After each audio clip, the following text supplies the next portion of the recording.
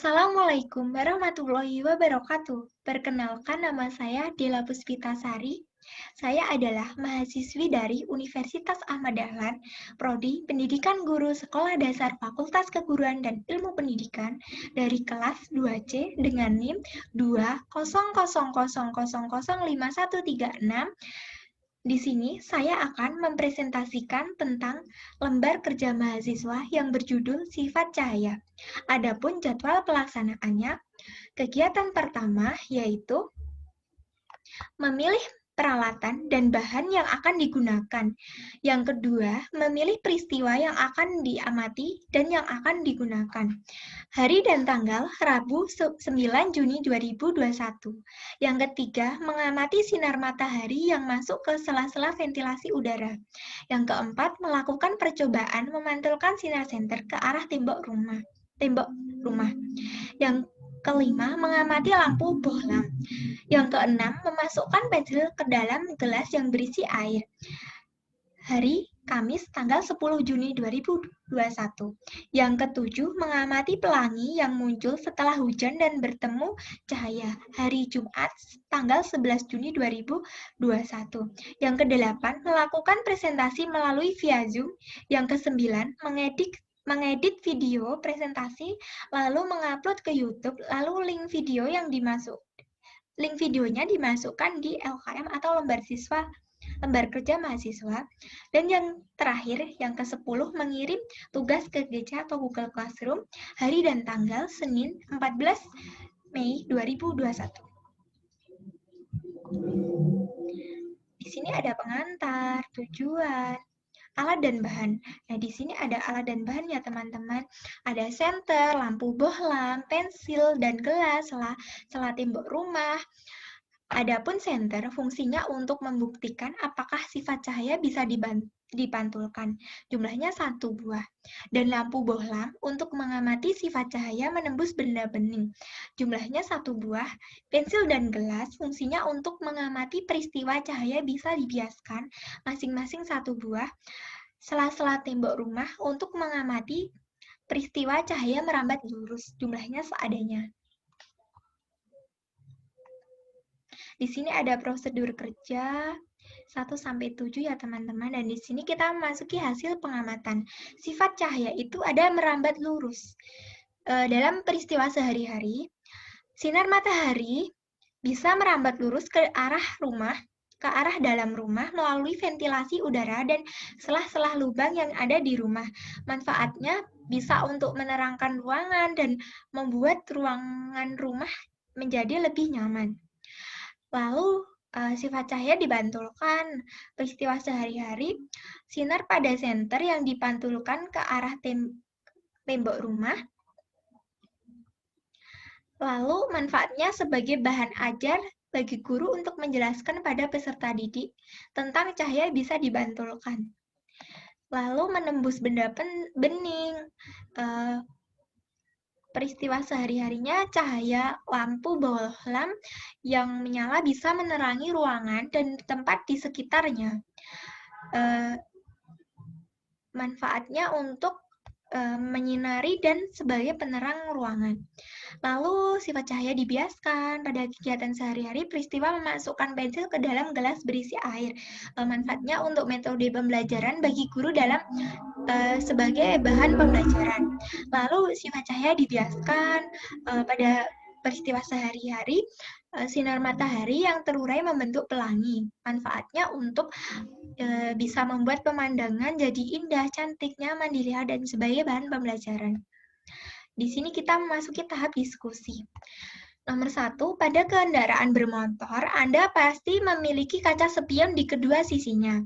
Spion dapat membantu Anda melihat bayangan benda lain di belakang Anda saat berkendara.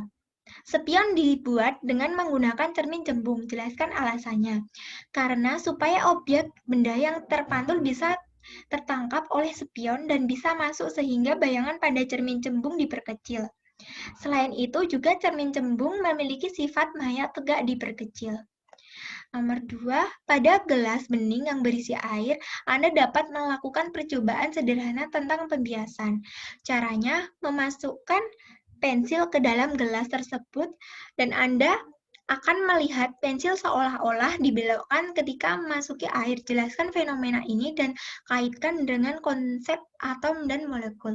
Fenomenanya akan terlihat seperti pensil tersebut patah karena cahaya berjalan dari bagian pensil yang berada di atas permukaan air dan juga dari bagian yang tercelup di dalam air menempuh lintasan tidak sama. Otak mengolah cahaya yang masuk, lalu mata kita bisa menerima cahaya yang masuk.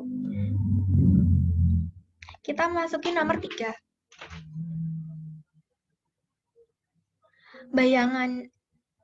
Nomor 3, Randi sedang bersiap-siap berangkat ke kampus. Setelah mandi dan berpakaian, Randi bercermin di depan cermin rias di kamar kosnya. Bagaimana bentuk dan sifat bayangan Randy pada cermin tersebut? Jelaskan mengapa demikian.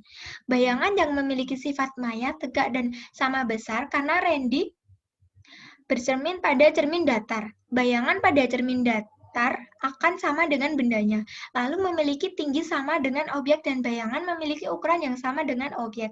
Sifat bayangan tegak dan terbalik lalu memiliki jarak benda yang sama dengan jarak bayangan. Bayangan ialah suatu gambar yang dibentuk pantulan cahaya dari cermin dan pembiasan pada lensa. Bayangan menyerupai bentuk asli. Kita memasuki nomor 4. Anda tentu sering melihat peristiwa terbentuknya pelangi setelah hujan. Uraikan proses terbentuknya warna-warna pada pelangi tersebut. Terjadinya pelangi karena proses pembiasan cahaya. Cahaya matahari melewati sebuah tetes air hujan yang dibiaskan.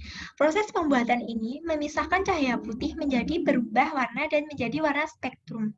Warna spektrum adalah warna merah, jingga, kuning, hijau, biru, nila, dan ungu.